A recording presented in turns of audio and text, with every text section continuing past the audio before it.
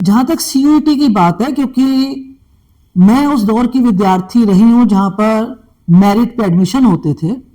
हमने यहाँ पर .1 के लिए बच्चों को परेशान होते हुए विश्वविद्यालय करे या एनटीए करे, जो क्वेश्चन है वो तो ये है कि सीयूईटी कंटिन्यू भी कॉलेजेस के लिए बहुत अच्छा एक सेटअप स्टैब्लिश ना लाने का नोटिस। अब देखिए, क्योंकि ये जो स्टूडेंट्स है ना, ये शाहरुख खान का कॉलेज कहा जाता है मैम आपका कॉलेज, तो शाहरुख खान को कब बुला रहे हैं?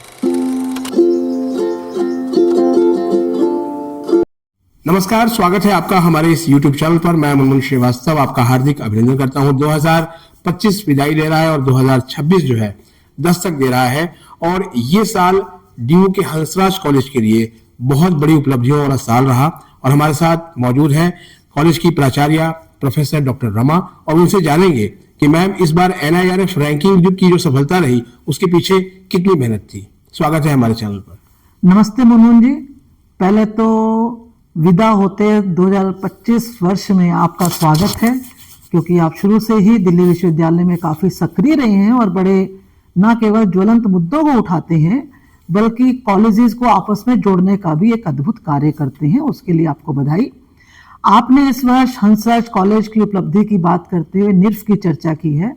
सचमुच हंसराज कॉलेज के लिए यह वर्ष उपलब्धि भरा वर्ष रहा है।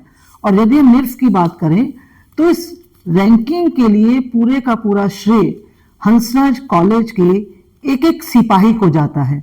जब मैं सिपाही की बात करती हूँ तो उसमें बड़ा स्वाभाविक है कि यहाँ का प्रशासन, यहाँ के विद्यार्थी, यहाँ का नॉन टीचिंग स्टाफ, यहाँ के हमारे जो टीचिंग स्टाफ है, हमारी गवर्निंग बॉडी, और केवल हंसराज कॉलेज के ही सिपाहियों को क्यों, बल्कि इसका पूरा क्रेडिट दिल्ली विश्वविद्यालय को भी जाता है कि हमें समय समय पर पूरा सहयोग मिलता है।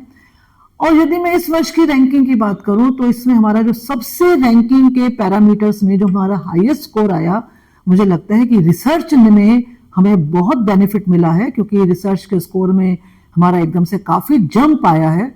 और मुझे लगता है कि यदि विद्यार्थी और टीचर्स मिलकर नॉन टीचिंग के साथ काम करते हुए रिसर्च में इसी तरह से आगे बढ़ते रहे तो हमारी यह उपलब्धि लगातार और आगे विस्तृत होगी, ऐसा मेरा मानना है। सीयूटी के 4 साल हो गए हैं मैम, और सीयूटी से दाखिले हो रहे हैं। और सीयूटी जब आया था तो पहली बार आपका हमने इंटरव्यू किया था, उस समय तो आपने कहा था कि 3 साल के बाद पता लगेगा कि सीयूटी किस दिशा में जा रहा है। अब आपको क्या लगता है कि सीयूटी ने जो है अपने को स्टैब्लिश कर दिया है? क्योंकि इसको लेकर तमाम जो है वो लोग हैं जो एक तरफ आलोचना भी करते हैं और दूसरी तरफ कहते हैं कि ये एक बेहतर माध्यम भी है। आप क्या सोचती हैं? देखिए, जहां तक सीयूईटी की बात है, क्योंकि मैं उस दौर की विद्यार्थी रही हूं जहां पर मेरिट पे एडमिशन होते थे, हमने यहाँ पर .1 के लिए बच्चों को परेशान होते हुए देखा है। कई बच्चे डिप्रेशन में चले जाते थे, कई तरह की समस्याओं का सामना करते थे। कॉलेजेस में जो है इतनी लंबी लंबी लाइन लग जाया करती थी, बाहर पूरा ट्रैफिक जाम एकदम से रहता था। और बच्चे, क्योंकि दिल्ली विश्वविद्यालय जो है वो सेंट्रल यूनिवर्सिटी है, पूरे देश भर के ही नहीं विदेशों से भी यहाँ बच्चे पढ़ने के लिए आते हैं। उस दौर को देखते देखते अब मैं देख रही हूँ सीयूईटी का दौर। मुझे लगता है ये दौर बहुत अच्छा है। सीयूईटी एक अच्छे विकल्प के रूप में सामने आया है, क्योंकि इसमें सबको समान अवसर दिया जाता है। हाँ, अभी आपने कहा कि सीयूईटी की आलोचना, देखिए नया कुछ भी आता है तो जब तक हम उसको पूरी तरह से समझ नहीं जाते, उसको इंप्लीमेंट नहीं कर लेते। आपको मुनमुन जी ध्यान होगा जब नया नया कंप्यूटर आया था जी, आपको ध्यान है कितना शोर मचा था, कंप्यूटर आने से ये हो जाएगा, ऐसा हो जाएगा, वैसा हो जाएगा। और आज वही देखिए हमारे लिए सिस्टम कितना अच्छे डेवलप हो रहे हैं। ठीक इसी तरह से सीयूईटी के साथ है। मुझे लगता है सीयूईटी एक अच्छा विकल्प है, और इसमें हम समय समय पर जो भी मुझे लगता है कि आवश्यकता होगी उसके अनुसार इसमें संशोधन भी किया जाएगा, क्योंकि जब कोई काम आगे बढ़ता है तो आवश्यकता अनुसार उस पर समय समय पर दृष्टि डाली जाती है। तो मैम सीयूटी को लेकर एक और भी है नोशन कि दिल्ली विश्वविद्यालय अपना टेस्ट कराए, ना कि एनटीए के भरोसे रहे। इस पर आप क्या सोचती हैं? देखिए, ऐसे अब उसका निर्णय तो दिल्ली विश्वविद्यालय को लेना है, और मुझे लगता है कि अगर एनटीए भी अगर ले रहे हैं तो उसमें कोई दिक्कत नहीं है। हाँ, अब दिल्ली विश्वविद्यालय इस मामले में क्या सोचता है वह तो जब तक हम उनसे बातचीत नहीं करेंगे हमें पता नहीं चल सकता। देखिए, दिल्ली विश्वविद्यालय करे या एनटीए करे, जो क्वेश्चन है वो तो ये है कि सीयूटी कंटिन्यू रहना चाहिए और सीयूटी एक अच्छे विकल्प के रूप में अब स्थापित हो रहा है। एक चीज और भी है मैम, दिल्ली विश्वविद्यालय के वाइस चांसलर ने पिछले दिनों कहा भी कि सीयूटी से जो है वो दाखिले ड्यू में बढ़े हैं, तो क्या आप भी मानती हैं इसको? देखिए, जहां तक दाखिलों की बात है, दाखिलों पर मतलब सीयूटी पे कोई बुरा प्रभाव तो नहीं पड़ा। जैसे मैं अगर हंसराज कॉलेज की बात करूं तो हमारे यहाँ जैसे एडमिशन्स पहले होते थे वैसे ही सीयूटी में एडमिशन्स हो रहे हैं, मतलब कोई इससे नकारात्मक प्रभाव नहीं पड़ा है। कुल मिलाकर मैंने अभी आपको कहा कि सीयूटी के परिणाम अच्छे आ रहे हैं। एक और भी चीज है मैम कि दिल्ली विश्वविद्यालय ने चौथा साल भी जो है वो देखा एनईपी के अंदर, और प्रिंसिपलों को बड़ी दिक्कत हुई अपने कॉलेजेस में इसको लेकर। आपके कॉलेज की क्या स्थिति रही? मुनमुन जी, ऐसा है, ये तो हम जिस चश्मे से व्यवस्था को देखते हैं। देखिए, जब कॉलेजेस में कुछ कोर्सेज आते हैं तब भी होती है दिक्कत, जिसको दिक्कत होनी है उसको हर हाल में दिक्कत होनी है। लेकिन अगर मैं हंसराज कॉलेज की बात करूं तो हंसराज कॉलेज में फोर्थ ईयर को लेकर कुछ खास तरह की हमें परेशानी नहीं हुई। वो हमारे इंटरनल एक वो होने हो सकती है कि हमारे यहाँ भी कंस्ट्रक्शन आपने देखा काफी चल रही है, साइंस ब्लॉक बन रहा है, हमारे यहाँ पे नए क्लासरूम्स भी हम बनाने की कोशिश कर रहे हैं। कम से कम चौथा साल आने से कॉलेज में एक रिसर्च का माहौल बना। कॉलेज में जो थर्ड ईयर तक विद्यार्थी अपने टीचर्स के साथ रहते थे उन्हें कॉलेज में आते ही रिसर्च करने का एक मौका मिल रहा है। मतलब जो विद्यार्थी 3 साल तक कॉलेज में रहता था, कॉलेज के साथ अपने टीचर्स का बड़ा फेमिलियर हो जाता था, उसको 1 साल और मिला। और मैं आपको ईमानदारी की बात बताऊं, जब मैं मतलब क्योंकि दिल्ली विश्वविद्यालय में पढ़ती थी और जब हमें 3 साल के बाद यूनिवर्सिटी में एमए के लिए जाना होता था, हमारी इच्छा होती थी कि हमें पूरी की पूरी जो अपनी स्टडी करने का, फर्दर स्टडी करने का जो मौका है वो कॉलेज में ही मौका मिल जाए। क्योंकि कॉलेजेस से स्टूडेंट्स जो है ना वो इमोशनली ज्यादा अटैच्ड हो जाते हैं 3 साल वहां पे रहने के बाद। और यहाँ पे जितनी सोसाइटीज होती हैं, यहाँ उनको जितने एक्सपोजर का मौका मिलता है, उसके बीच में अगर फोर्थ ईयर आ गया तो बहुत अच्छा है। और कोई कंपल्शन नहीं है फोर्थ ईयर को लेके, विद्यार्थियों को उनको चॉइस दी गई है। और मुझे लगता है धीरे, जैसे अभी कहा ना सीयूटी एक अच्छे उसमें सामने आ रहा है, मुझे लगता है देखना ये फोर्थ ईयर भी कॉलेजेस के लिए बहुत अच्छा एक सेटअप स्टैब्लिश होने वाला है। लेकिन मैम ये इसकी इतनी खूबियां नहीं है, फिर भी जो है वो 30% से कम जो है वो बच्चों ने इसको ऑप्ट किया। क्या इसके बारे में सही से मैसेज नहीं दे पाए? नहीं, देखिए, सही से मैसेज की बात नहीं है। जब भी कोई नया सिस्टम आता है ना तो कई तरह के उसके साथ जिज्ञासाएं जुड़ी होती हैं, कई तरह के उसके साथ प्रश्न जुड़े होते हैं और धीरे धीरे वो चीजें आगे बढ़ती हैं।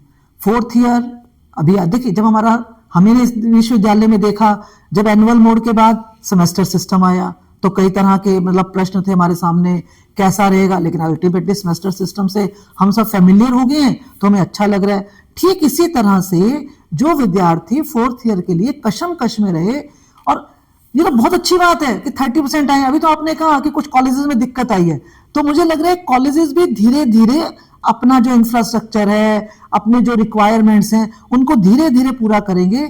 और ये 30% का जो हमारा एवरेज है, ये जो परसेंटेज है, ये आगे और इंक्रीज होगी, पक्का होगी। जी मैम, सेमेस्टर सिस्टम में अगर देखा जाए तो फर्स्ट, थर्ड, फिफ्थ और सेवेंथ इस बार जो है वो एग्जाम की अव्यवस्था रही, काफी बच्चे बहुत परेशान हुए। क्या आपको लगता है इसका कारण क्या है? क्योंकि जिसे आप अव्यवस्था कह रहे हैं, मैं उसे अव्यवस्था नहीं कहती। भाई, हम लोग जो है एक अपने घर में रहते हैं, है ना, एक ही घर में रहते हुए, एक ही माता पिता के बच्चे होते हुए, घर में भी तो कई बार स्थितियां ऐसी आ जाती है ना, भाई हमें स्थितियों को संभालना है। या कभी मान लीजिए वो 4 लोगों के रहने का घर है और अचानक हमारे घर में अगर 40 लोग आ जाते हैं तो हम व्यवस्था करते हैं ना, वो हमारे देखने पे निर्भर करता है। उस समय हम क्या करते हैं, हम सिचुएशन संभालते हैं। तो जो अब एग्जाम की बात कर रहे हो, देखिए इतना बड़ा सिस्टम है ये, और चाहे आप उसमें फोर्थ ईयर के स्टूडेंट्स कहिए, चाहे आप हमारे जो है यूनिवर्सिटी के लिए बहुत अच्छी बात है कि हमारे एसओएल के, एनसी वेब के स्टूडेंट्स इतने बढ़ गए हैं, पेपर्स इतने बढ़ गए हैं। तो ये तो एक सिस्टम है। सिस्टम में कभी कभी ऐसा हो जाता है, इतने बड़ा सिस्टम, इतने ज़्यादा स्टूडेंट्स, और इतना मतलब दिल्ली विश्वविद्यालय अपने आप में, मैं तो कई बार कहती हूँ दिल्ली विश्वविद्यालय अपने आप में महासमुद्र है।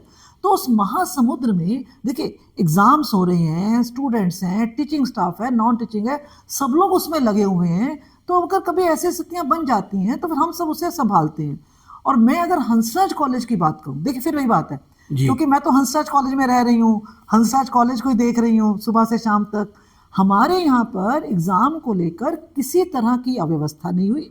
हम जैसे जैसे चीजें आई, हमने आपने देखा होगा पीछे जो है न्यूज़पेपर्स में वो बैग का एक इशू उठा हाँ, दिया, मैं वही पूछने वाला था है कि ना? वो बैग्स मैं लेके खुद आने का नहीं आ रही। नोटिस।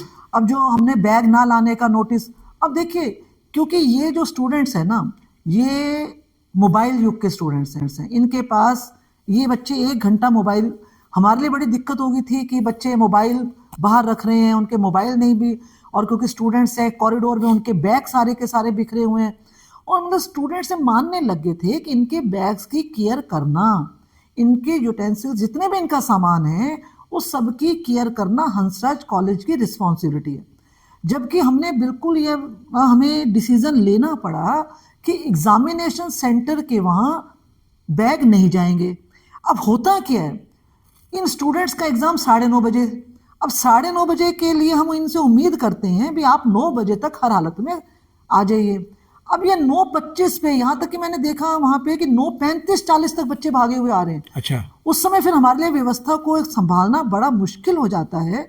तो बल्कि आपने से बड़ी अच्छी बातचीत में मैं तो ये कहना चाहूँगी आपके माध्यम से, जो भी स्टूडेंट एग्जाम दे वो स्टूडेंट हर हालत में कम से कम आधा घंटा पहले एग्जाम के वहां पर पहुंच जाए। जहां पर बैग रखने की जगह है वहां वह अपना बैग रखे, जहां मोबाइल जमा करने की जगह है वहां मोबाइल, थोड़ा सा अगर ये स्टूडेंट्स अपना टाइम को ध्यान में रखेंगे और लास्ट मोमेंट पे पढ़ना छोड़ देंगे, लास्ट का जो मतलब जो एग्जाम शुरू होने से पहले का हाफ एन आवर होता है ना, जैसे 9:30 से अगर एग्जाम है, बच्चा बड़े आराम से 9 बजे तक यहाँ पर पहुंचे, अपना सारे सिस्टम को फॉलो करे, और एग्जामिनेशन अपना जो रूम है उसका वहाँ पे हर हालत में वो 9:20 पर बैठकर शांति से बैठे, अपनी आंसर शीट ले, तो उसको मानसिक रूप से भी एक वहाँ पर वातावरण बनने में उसको सहायता मिलेगी। तो इसलिए एग्जामिनेशन में मैं उसको बिल्कुल अव्यवस्था का नाम नहीं दूंगी। हाँ, हम लोग जब काम करते हैं थोड़ा बहुत हो जाता है, उसे हम सबको मिलकर संभालना है। टीचिंग और नॉन टीचिंग दोनों मिलकर स्टूडेंट्स के लिए अच्छा एटमॉस्फेयर क्रिएट करें, वो अच्छे एटमॉस्फेयर में अपना एग्जाम्स दे रहे हैं, कहीं किसी तरह की कोई दिक्कत नहीं है। हंसराज कॉलेज में किसी स्टूडेंट का कोई एग्ज़ाम मिस नहीं हुआ। हंसराज कॉलेज में जहाँ तक मैं मतलब अपनी जानकारी के हिसाब से बता सकती हूँ, हमारे यहाँ पर कोई पेपर कैंसिल नहीं हुआ, हमारे यहाँ पे कोई ऐसा नहीं है कि पेपर ना प्रश्न पत्र नहीं आए और हम बच्चे का एग्जाम नहीं ले पाए, नहीं, हंसराज कॉलेज में ऐसा कुछ नहीं हुआ। लेकिन मैम उस नोटिस के बाद जो है वो हमने देखा कि कुछ पोस्टर्स लगे कि पेड सर्विस शुरू हो गई बैग रखवाने की, 15 रुपए जो है वो के हिसाब से। तो यानी कि जब कोई सिस्टम है तो उसमें कोई ना कोई लकूना ढूंढ लेते हैं लोग। हाँ, देखिए यही तो व्यक्ति की दृष्टि पर निर्भर करता है ना। मैंने खुद देखे, जब मैंने देखा अरे हंसराज कॉलेज के बाहर मतलब 15-15 रुपए में बैग, हाँ। तो हम लोगों ने स्टूडेंट से अपील की कि जो बच्चा पीजी से आ रहा है भाई वो बच्चा अपना पीजी में रखकर बैग आए ना आराम से, जो बच्चा कार में आ रहा है वो बच्चा कार में अपना बैग रख के, ताकि जिसको इमरजेंसी मजबूरी में बैग लाना पड़ रहा है, कोई बच्चा दूर से आ रहा है, उसके लिए हमने व्यवस्था की हुई है। उस व्यवस्था में भी यदि मतलब आप इमेजिन करिए मुनमुन जी, हमारा यहाँ जो हमने एक स्पेस डिसाइड किया हुआ है उसमें लगभग 5,000 बैग आ सकते हैं, लेकिन वो व्यवस्था बच्चे को जो स्टूडेंट है उसको फॉलो करना पड़ेगा। और फॉलो भी कोई बहुत बड़ा उसके लिए वो नहीं है पैरामीटर, सिर्फ उसको टाइम से सेंटर में पहुंचना होगा, बस, इसके अलावा कुछ नहीं है। एक और भी चीज़ है मैम कि 2 जनवरी से जो है वो ड्यू का नेक्स्ट सेमेस्टर शुरू हो रहा है और 1 तक परीक्षाएं चल रही हैं, तो ये ऐसा नहीं हो रहा कि बिल्कुल दौड़ा भागा करके एकदम जो है वो रफ्तार चल पड़ी है। सुनिए एक चीज बताइए, हम लोग 2020 मैच तो देखना चाहते हैं, वहां तो हमारे में पेशेंस नहीं है कि हम 5 डे का टेस्ट मैच देख सकें। और जो 1 तारीख तक एग्जाम है वो दिल्ली यूनिवर्सिटी के हर स्टूडेंट का एग्जाम नहीं है, उनमें से कुछ स्टूडेंट्स ऐसे हैं जो पहले फ्री हो जाएंगे, कुछ स्टूडेंट्स ऐसे मतलब वो पार्ट्स में स्टूडेंट्स फ्री हो रहे हैं। और ये तो बहुत अच्छी बात है कि ब्रेक नहीं मिलेगा, 1 से बच्चे ने एग्जाम दिए, 2 से, यानी कई बार क्या होता है ब्रेक आ जाता है, जो बाहर वाले बच्चे होते हैं उनको घर जाने की वो रहती है। तो मुझे लग रहा है कि नहीं, बल्कि बच्चे जब 1 तारीख से जिन एग्जाम्स खत्म, बहुत कम बच्चे ऐसे होंगे जिनके 1 तक एग्जाम हो रहे हैं, ज़्यादातर बच्चों के एग्जाम्स उससे पहले खत्म हो जाएंगे। और 1 को जब मान लीजिए 1 को जब बच्चे आते हैं कॉलेज में एग्जाम्स देते हैं, तो एग्जाम्स के बाद वो न्यू ईयर सेलिब्रेट करेंगे, और जब सेकंड से आएंगे कॉलेज में तो सेकंड से नई एनर्जी के साथ, एक नए फ्रेश आइडिया के साथ नए सेमेस्टर के लिए रेडी होकर आएंगे।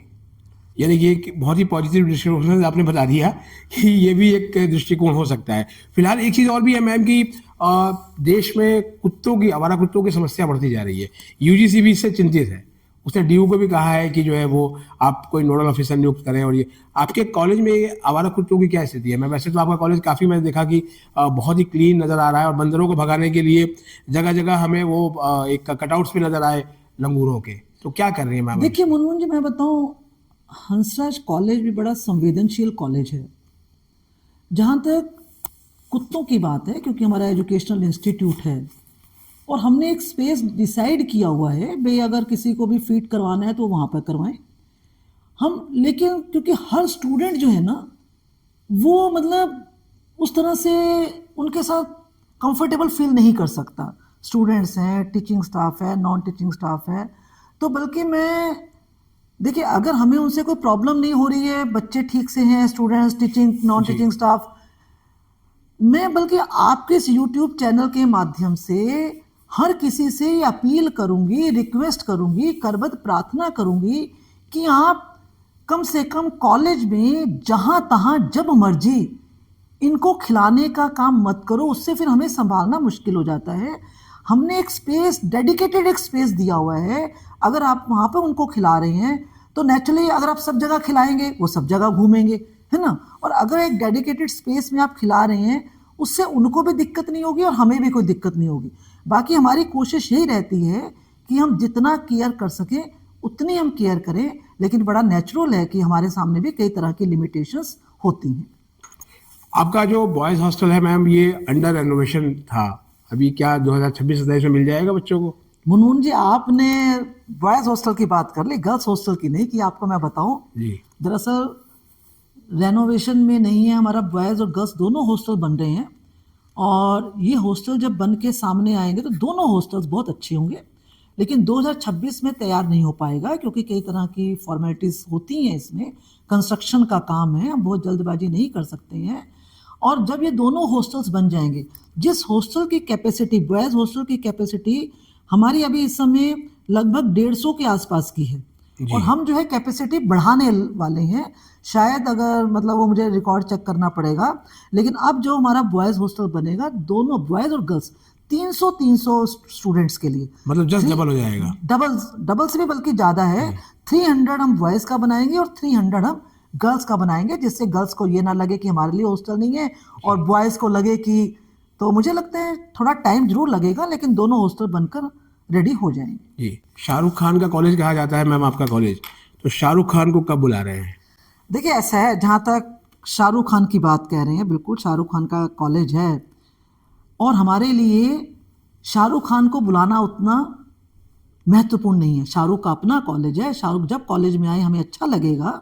अपने परिवार में आने के लिए किसी को स्पेशल इनविटेशन की आवश्यकता नहीं होती, बल्कि मैं तो चाहती हूँ कि हंसराज कॉलेज का एक एक स्टूडेंट, एक एक टीचर, एक एक नॉन टीचिंग स्टाफ अपने आप में शाहरुख खान बने। अब मैं जब शाहरुख की बात करती हूँ तो यहाँ शाहरुख किसी एक पर्टिकुलर व्यक्ति का नाम नहीं है। शाहरुख नाम है हंसराज कॉलेज की परंपरा का। शाहरुख नाम है कि वो जिस फील्ड में ग्रेजुएशन के बाद, अपनी स्टडी के बाद गए, शाहरुख ने वहाँ पर अपने आप को स्थापित किया, अपने आप को बताया कि हाँ, मैं मीडिया की दुनिया का बादशाह हूँ, मैं सिनेमा की दुनिया का सुपर किंग हूँ। मैं आपको अभी बताऊँ मुनमुन जी, पीछे जब मैं यूएसए में गई, आप क्या कह रहे हैं, मुझसे यूएसए में कई लोग, वहाँ के लोगों ने क्वेश्चन किया कि हमने सुना है हंसराज कॉलेज, शाहरुख हंसराज कॉलेज में पढ़े हुए हैं। उन्होंने मुझे शाहरुख की इतनी मतलब फिल्मों के डायलॉग सुनाए, मुझे अच्छा लगा। तो मैं ये मतलब जो मैंने अभी कहा कि हर स्टूडेंट शाहरुख खान बने, कि आप अच्छे काम करो, अपने लिए अच्छा रास्ता चुनो, और आप जहाँ भी जिस फील्ड में भी रहो वहाँ अच्छा काम करते हुए अपने आप को इस्टेब्लिश करो। और डीयू के कॉलेज की मैम जो है फीस बहुत बढ़ी है पिछले कुछ सालों में।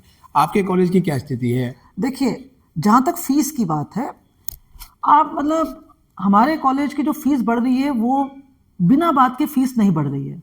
आंखें बंद करके हम फीस नहीं बढ़ाते हैं। हमारा सीधा सा है कि हम 1 साल के बाद जब हमारा फाइनेंशियल ईयर खत्म होता है, नया सेशन शुरू होता है, मैक्सिमम हम 5 से 10% फीस बढ़ाते हैं। 10 तो मैं मतलब 10 हमारा मैक्सिमम लिमिट है कि 10% से ज़्यादा नहीं बढ़ेगी। वो परसेंट कभी 5 भी हो सकता है, कभी 6 भी हो जाता है और कभी 7 भी हो जाता है।